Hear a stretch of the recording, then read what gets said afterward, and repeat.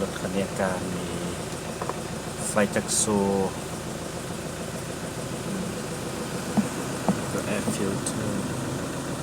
ตัวกรองกระสวนแอร์แบ็ก ABS ทุกอย่างเลย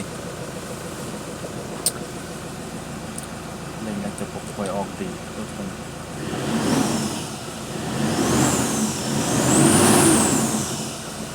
เชื่อมก็ออกคนเชื่อมก็ออก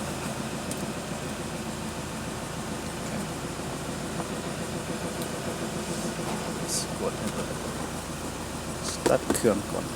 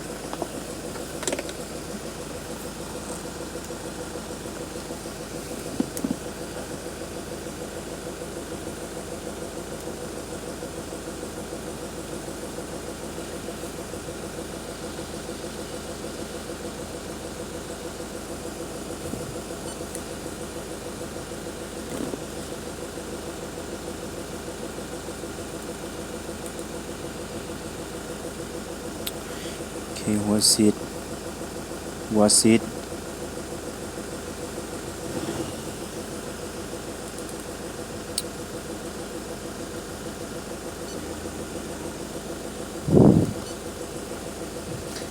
กำลังตี793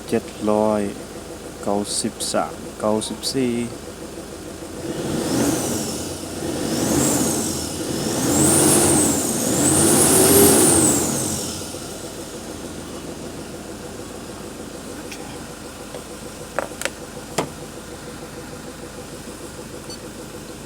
ขึ้น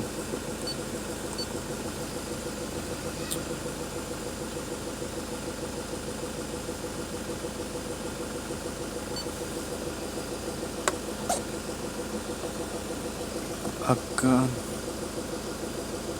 มือ3ตก Max A4 Sensor A4 นี่ก็ท่อคอมมาเร็วเนาะจะเป็นระบบน้ำมันแล้วตอนนั้นมันจะไม่ตันแต่มันจะขี้เกียจตอนนั้นบุเป็นแล้วเราจะเปลี่ยน